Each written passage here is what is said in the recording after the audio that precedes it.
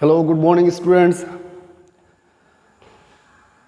So today we are going to start the third method to solve a pair of linear equation into variable. It is the part of the class 10th mathematics pair of linear equation into variable. और आपने जो इससे पहले का जो lecture था उसमें आपने स्टार्टिंग के दो मेथड आपने समझ के रखे हैं कि हम किस तरह किसी भी लीनियर इक्वेशन का सॉल्यूशन फाइंड आउट कर सकते हैं with the help of the substitution method and with the help of the elimination method.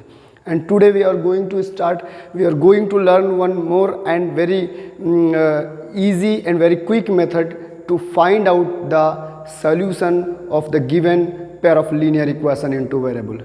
तो हम उसको आज समझेंगे कि किस तरह करते हैं. जैसे मैं आपको रिमाइंड कराना चाहूँगा कि हमने इसके पहले के लेक्चर में दो पॉइंट कवर करके रखे हैं. अलजेब्रिक मेथड में 3 मेथड्स गिवन हैं हमको, जिसमें से by substitution method and solution by substitution method and solution by elimination method. ये इसके पहले के लेक्चर में आपने समझ के रखा है. अब हम इसको आपको अगर वो आपने नहीं देखा है तो डिस्क्रिप्शन बॉक्स में उसका लिंक रहेगा, आप वहाँ जाके उसको समझ सकते हैं, पढ़ सकते हैं. ठीक है, अब हम आज सीखेंगे कि what is the method of cross multiplication to find out the solution of a given linear equation. ठीक है, ये इजी है और इसको आसानी से समझा जा सकता है. यहाँ पर मैंने मेथड्स को मेंशन किया है, मैं इसको आपको समझाऊंगा, फिर मैं अपने तरीके से भी आपको बताऊंगा कि आप इस तरह भी कर सकते हैं और वो आपको ज़्यादा इजी लगेगा. ठीक है, जैसे कि सबसे पहले आपको, फिर से मैं दोहराऊंगा, सबसे पहले आपके पास लीनियर इक्वेशन होना चाहिए. 2 लीनियर इक्वेशन होना चाहिए, पेयर होना चाहिए लीनियर इक्वेशन का इनटू वेरिएबल. तो अगर आपको 2 लीनियर इक्वेशन गिवन है तो जब हम बात करते हैं मेथड ऑफ क्रॉस मल्टीप्लिकेशन की, तो सबसे पहला स्टेप होगा राइट द गिवन इक्वेशंस. सबसे पहले दोनों इक्वेशंस को आप लिख लीजिए. ठीक है, एक के बाद दूसरे को. और आप जानते हैं कि जो स्टैंडर्ड फॉर्म है लीनियर इक्वेशन का वो है a1x plus b1y plus c1 is equal to 0 and a2x plus b2y plus c2 is equal to 0.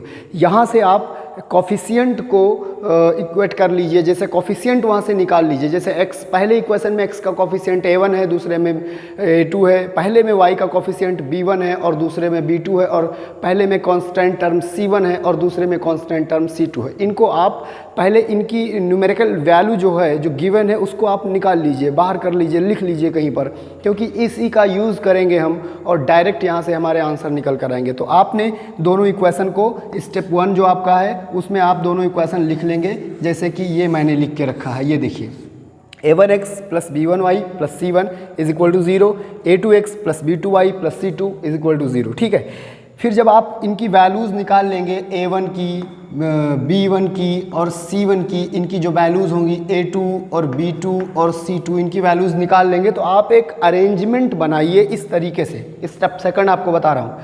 जब इनकी वैल्यू निकाल लीजिए तो एक अरेंजमेंट बनाइए, b1 b2 then c1 c2 then a1 a2 and then फिर से b1 b2. ये अरेंजमेंट बना लीजिए. ऐसे समझ रहे मेरी बात को? आप वहाँ से वैल्यू b1 b2 यहाँ लिख लीजिए. ठीक है, फिर c1 c2, फिर a1 a2, फिर और उसके बाद a के बाद फिर से b1 b2 कर लीजिए. ठीक है, ये आप बना लीजिए. मैं आपको ये मेथड बता रहा हूँ, अभी मैं डायरेक्ट बता दूंगा, आप बिल्कुल परेशान ना हो, क्योंकि हो सकता है किसी को इसमें दिक्कत आए, जबकि कोई बहुत बड़ा इशू नहीं है. आप इसको कर सकते हो, ईजी वे में कर सकते हो. ठीक है, तो आपने ये बना लिया. ठीक, अब इसमें देखिए मैंने यहाँ पर एरो बना के रखे हैं. ये एरो क्रॉस मल्टीप्लिकेशन रिप्रेजेंट कर रहा है. ठीक है, तो जब आप ये बना लीजिए और इस तरह का एरो पॉइंट कर लीजिए, तो आप फिर क्या करेंगे, आपको ये इक्वेशन लिखना होगा. ठीक है, ये इक्वेशन कैसे आया होगा वो मैं आपको समझा देता हूँ. देखिए, x आपने लिखा, इनकी वैल्यूज़ यहाँ पर आपने स्टेप 3 में आएंगे तो x अपान, और फिर ये जो नीचे लिखा हुआ है वो यहाँ से निकल कर आता है b1 c2, पहला टर्म देखिए, माइनस b2 c1. ठीक है, फिर y पर जाइए, इक्वल टू y, फिर जो दूसरा टर्म आता है वो a2 c1, वो देखिए a2 c1 और माइनस c1 a2, और फिर जो तीसरा टर्म आता है 1 कांस्टेंट अपान, तो वो आ जाएगा आपका a1 b2 minus a2 b1. तो ये जो आप रिजल्ट देख रहे हैं, ये जो पार्ट आप देख रहे हैं, वो हमने इसके हेल्प से निकाला है. ठीक है, इसके हेल्प से निकाला है. अब करना क्या होगा कि जब आप यहाँ तक वर्क कर चुके हैं, इस स्टेप तक आ चुके हैं, तो समझिए आपका आंसर हो चुका है। बस आपको एक और स्टेप की ज़रूरत है। वो क्या है वो देखिए। वो स्टेप की ज़रूरत ये है, आप क्या करें, इस इक्वेशन ये जो है पूरा सिस्टम, इसमें से आप फर्स्ट को कंसीडर कर लें और लास्ट को कंसीडर कर लें। फर्स्ट और लास्ट को कंसीडर कर ले, यहाँ से x की वैल्यू निकालें। बहुत इजी है। देखिए जैसे मान लीजिए कि कुछ भी मान लीजिए कि लिखा हुआ है x/a और यहाँ लिखा है 1/b। इसी की तरह देखिए x/a और 1/b ये लिखा हुआ है, और आपको यहाँ से x की वैल्यू फाइंड आउट करनी है। तो आप क्या करेंगे, बहुत सिंपल, इसको यहाँ पहुँचा देंगे। तो x = आपका हो जाएगा a/b। ये देखिए इस तरीके से आप फर्स्ट और लास्ट को इक्वेट कीजिए। ये तीनों आपस में इक्वल है। a = b = c है, तो इसका मतलब a = c होगा और b = भी c होगा। ठीक है, तो आपने यहाँ से इसको और इसको जब इक्वल किया तो ये सिचुएशन बनी होगी, और इस सिचुएशन में अगर आपको x चाहिए तो आपने वहाँ सेंड कर दिया a/b, this is the value of x। Similarly you want to find the value of y, once again you will apply the same concept like this. ठीक है, आप इसको और इसको फिर से इक्वल करेंगे और यहाँ से y को यहीं रखेंगे, इसको वहाँ शिफ्ट कर देंगे और आपको y की वैल्यू मिल जाएगी। और वो दोनों चीज़ें आप यहाँ देख सकते हैं। देखिए x = a1b2 - a2b1 already in denominator, और b1c2 - b2c1 ये ऊपर चला गया यहाँ पर। सिमिलरली y = आप देख रहे हो ये ऊपर चला गया और वो ऐसे लिखा था। तो इस तरीके से हम क्रॉस मल्टीप्लिकेशन के हेल्प से बहुत जल्दी आंसर कर सकते हैं। हम इतने स्टेप अगर ना करना चाहें, अगर मैं क्या करता हूँ कि मैं आपको ये स्टेप करके एक बार दिखा देता हूँ कि हाँ ऐसे ऐसे फाइंड आउट करने हैं, और एक बार मैं बता देता हूँ आप डायरेक्ट इक्वेशन से कैसे फाइंड आउट करेंगे। ठीक है, तो डायरेक्ट इक्वेशन से कैसे फाइंड आउट करेंगे दोनों बता देता हूँ। यहाँ से जो मैंने आपको समझाया वो ये b1 b2, आप देख रहे हो b1 कितना है 2 और b2 कितना है 1, b1 b2। फिर यहाँ से c1 c2 वो आप देख रहे हो 25 है और 15 है, और फिर यहाँ से आप देख रहे हो a1 a2 वो 3 और 1 है, और फिर से आप b1 और b2 पर जाओगे, b1 और b2 पर फिर से जाओगे तो वो हो जाएगा 2 और 1। अब इसके जैसा बिल्कुल देखिए क्या करना था, ये यहाँ इसको मल्टीप्लाई करेगा, ये इसको करेगा, ये यहाँ करेगा, ये यहाँ करेगा, ये यहाँ करेगा, यहाँ करेगा। मुझे लगता है ये भी इजी है, कोई मुश्किल काम नहीं है। ठीक है, आपको पता है आप फर्स्ट स्टेप, सेकंड स्टेप, अब आप थर्ड पे जा रहे हैं।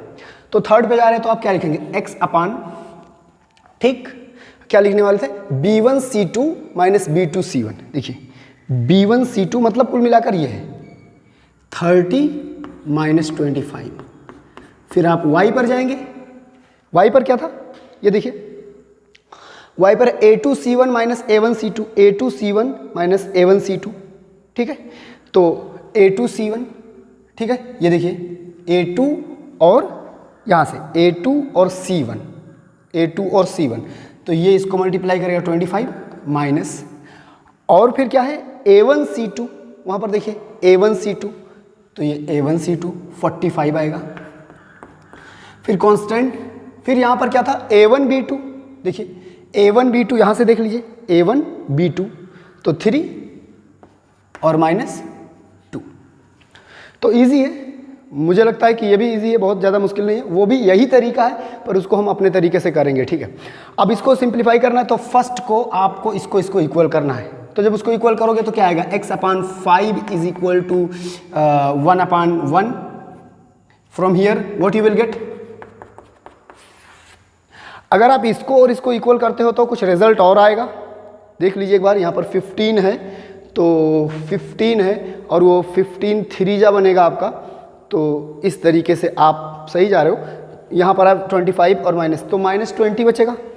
अगर हम इसकी बात करें तो ये अपान नीचे आ जाएगा -20 और यहाँ पर आ जाएगा 1/1। तो यहाँ से y की वैल्यू कितनी आ जाएगी 20। अब ये तरीका है जो यहाँ पर एक्सप्लेन कर रहा था मैं। ठीक है, आपको वेरीफाई करना है, आप पुट करके देख लीजिए, कहीं पर कोई मिस्टेक ना हो तो अच्छी बात है। ठीक है, जैसे मैं कह रहा हूँ कि चलो हमें इसको देखना है कि ये हमारा क्या है। तो x की वैल्यू 5 है, y की वैल्यू -20 है, तो यहाँ पर लिखेंगे 3 × 5 + 2 × -20 और +25। देखिए ये हो जाएगा 15 और ये हो जाएगा 40 हो जाएगा, और ये 25 15 अगेन 40 40 - 40 = 0, मतलब कि हमने सही किया है। हमारा आंसर सही है, वेरीफाई हो रहा है। इसी तरीके से यहाँ चेक कर लेंगे तो ये 5 है और ये 15 है, दोनों 20 हो जाएंगे और ये y नेगेटिव 20 ही है तो 0 आ जाएगा। इसका मतलब हमने सही कैलकुलेट किया है। तो इस तरीके से ये था क्रॉस मल्टीप्लिकेशन मेथड, जिसके हेल्प से हम लीनियर इक्वेशन को सॉल्व कर सकते हैं। इसी मेथड को मैं आपको एक और तरीके से बताता हूँ, शायद वो आपको हेल्प करे और इतना कुछ आपको ना करना पड़े, ठीक है।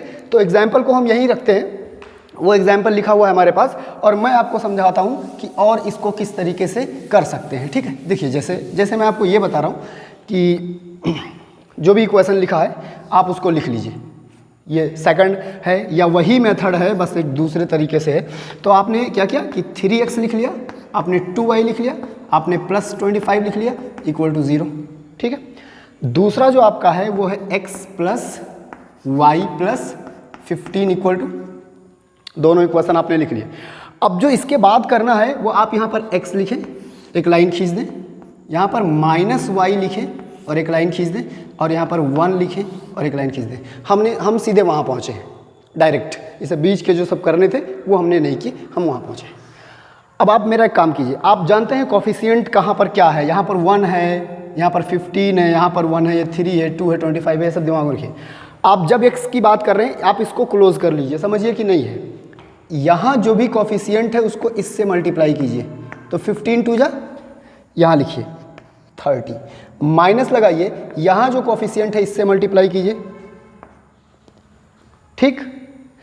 दूसरा यहाँ पर नेगेटिव है, इस बात को दिमाग में रखिएगा। इसको y की बात चल रही है, y को समझिए कि नहीं है, डिलीट कर दीजिए। अब ये बचा क्या, 15 और 3, तो यहाँ आएगा 45 मल्टीप्लाई करना है माइनस 1 और 25, तो 25 ही आएगा। कांस्टेंट में ये हटा दीजिए। अब यहाँ पर देखिए 1 और 3 तो 3 और 1 और 2 तो 2, तो 3 माइनस, ठीक। सारी प्रॉब्लम सॉल्व हो चुकी है। अब इसको फिर वही पूरा सिस्टम है, हमें इसको इसके इक्वल करना है। x upon 5 is equal to 1 upon 1, from here you will get x is equal to 5। फिर हमें इसको भी इसी के इक्वल करना है, तो अब इसकी वैल्यू यहाँ पर देखनी पड़ेगी, minus Y upon 20 is equal to 1, तो y इक्वल टू माइनस 20। देखिए, तो आप चाहें तो इस तरह कर सकते हैं, 3 लाइन में आपका आंसर होगा, ठीक है। तो ये दोनों तरीके हैं। अगर आपको स्टेप चलना है, आप अच्छे से प्रिपेयर नोट्स बनाना है, आप इस तरह कर सकते हैं।